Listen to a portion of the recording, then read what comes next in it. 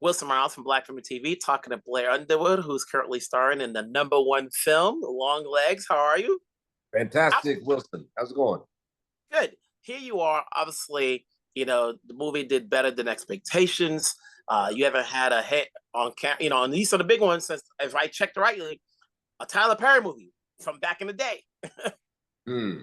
But we're here now. We always see you. We're so used to seeing you on the small screen and on stage. What led you to take on this project? Well, first of all, it's my first horror film, a dramatic horror film. I mean, I did one called Bad Hair that I loved. It was a satire, more comedy, but and Just Cause it in a movie that was psychological thriller, but never a straight horror film, right down the middle of that genre. And I'm a big horror fan myself, so I very much wanted to do that, man. 40 years in the business, almost 40 years next year. I'd never been in a horror film of this ilk or this type. You know, are you a fan of the genre? Oh no, I'm a big fan. That's what I'm saying. My favorite movie is The Exorcist. Three different movies: Exorcist, Dances with Wolves, and Godfather Part One. Very different genres, but in terms of horror, and really #1 is The Exorcist. And the reason is, man, it stays with you, man. It to this day it stays with you. I saw that movie like about 3 years ago on Halloween on the big screen, and that thing still works to this day. It's a little dated, but it still works. Horror sells. So when you got the script to take it, how did you want to make it your own outside of what's on the page? Because there's always what's on the page, and then you start doing it, and then whether it's you and the director work together to make it your own. Yeah, I just wanted to make it as natural and authentic as possible. Oz Perkins is our director, but he also wrote the script, so it's really his world that he's created. So he really helped all of us as actors kind of step into his vision and his world. And I knew had an idea. Nicolas Cage I knew had signed on. I had a broad stroke idea of what he might do because he's always very courageous with his choices and bold with his choices. But what he created, and he plays Longlegs, the serial killer who's into the occult and satanic worship and all that. And we're tracking him, Maika Monroe, the female lead, and I'm her boss. But as we're tracking him, I knew it'd be some off the wall stuff. So I just really wanted to kind of just keep my character, who's the part of the investigation of it all, trying to find this cat. Just keep it as grounded and as authentic and real as possible. This is new for you, like you said, you mentioned, the satire film and other projects you've done. What makes you say yes to the projects you take? It's always the people. It used to be just the script, I'll be honest with you, but I think the older I get, it's the experience. You spend too many hours on a set. You spend too many hours and time invested to try to make it work and make it great. So it's got to be the people. It's got to be the people. And then closely second is the script. I mean, what is the story? What's the story we're telling? What are you asking of me specifically? How do I play that puzzle piece as the character? What is the character? Is it something I've done before? Is it different? Is it challenging? For me, Longlegs was challenging because it's a different genre. I've played FBI agents before, but never in the context of this dark, sinister, horrific world. What is it about darkness and horror that keeps people coming back to see it? When you think about television, I'm still watching Criminal Minds, 16, 17 Yeah. years in. You know that show is dark. Oh, hell yeah. I mean, yeah.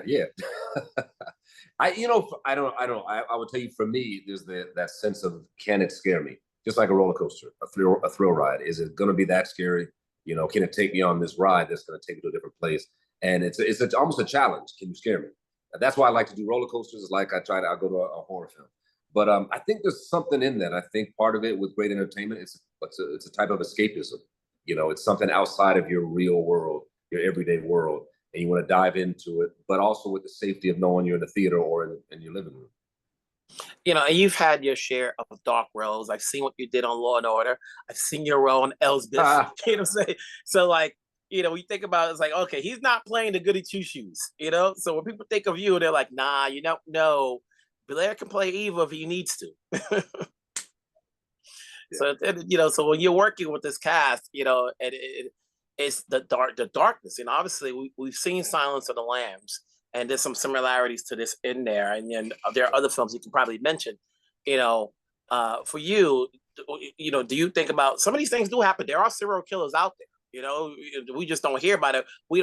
It's not in our world, what I'm saying? So we don't try to work into it. I'm not one of those guys that's listening out to these podcasts and, trying to get involved in that stuff like that. So when film is done for you, do you shrug it off and work on the next project, or does a little bit of this stay with you?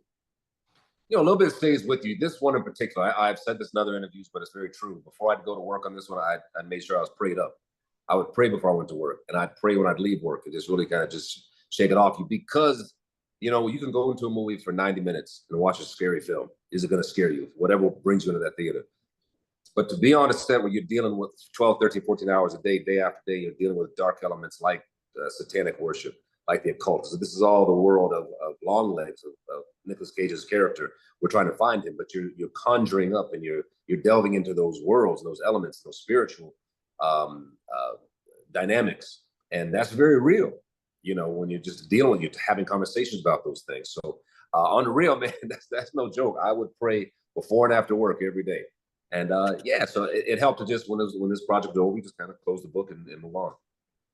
What's that feeling like when you saw the Sunday news on how well this movie did at the box office? Neon's done some films, but never to the point that it does at the box office like this, the way this movie did its first weekend. What's that for you?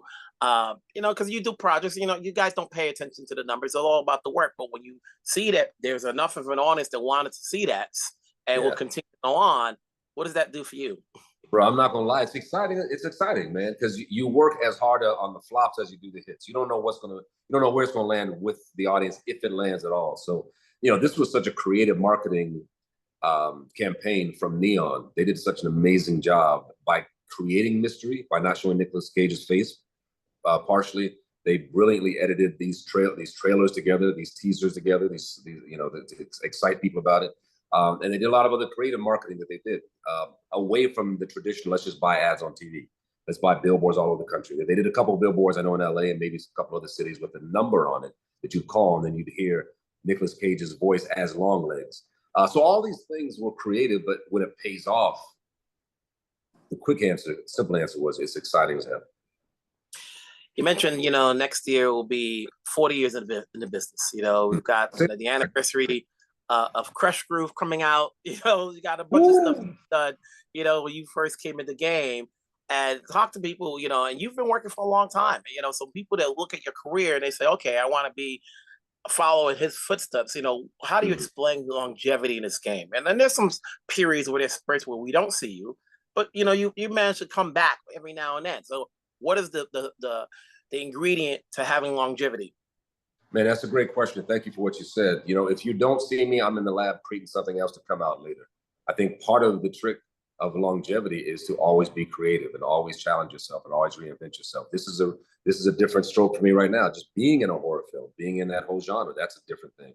So I think when you do the same thing for so long, people get bored of seeing you in that way. So you have to constantly be innovative in how you challenge yourself and also how you present yourself to an audience. And it's worked well for me, man. I'm very grateful. You're talking about dark sides, but first literally 10 years of my career, when I was on LA Law before that, I only played good guys. So I was chomped at the bit to play some bad guys. I did a movie called Just Cause, where I played a serial killing pedophile, very dark. That changed the trajectory of my career. And now since then, I played so many bad guys. Like my daughter who's 25, she said, "Dad, my whole generation only thinks you do bad guys now." But it's great. I try to mix it up and change it up, and I'm looking for a good comedy right now. I love doing horror films. I want to do one every year, but also want to mix it up with some other stuff. And also different mediums like theater. Theater is my first professional love, so I love go back to the theater. That's what I say. I've seen you between on stage, on screen, big and small. Where do we see you next in? Next is a series coming out on Stars called 3 Women, and I play a character, Black couple. DeWanda Wise plays my wife, and she's very risque and fluid. She likes being with men and women, and our whole thing is basically we're polyamorous. And my character's whole thing is, listen, you can do with what you want to, with whoever you want to, but I got to watch, or I got to be involved. I got to be a part of it. So that's the setup. It's going to go sideways. But even that, man, I really was very reluctant to say yes to this project because I knew it was very sexual. I knew it was very risque, some of the scenes and what they were asking me to do, and we did. But for me, again, it's the team of people surrounding it. So it was Laura Eason and Lisa Taddeo wrote the book, very popular book called same name, 3 Women, and they kind of put my mind at rest and eased. They're very protective as storytellers and as filmmakers of what they were going to be asking of me. So between you and Wendell Pierce and Michael Beach, you guys are always working. We're always here to support. You guys work and give us work. So keep it going. We're always here to support. Congratulations on Longlegs, and we'll talk Thank down you. the road. Wilson, I appreciate you, man. Thanks for taking the time and getting the word out. Thank you. Take care.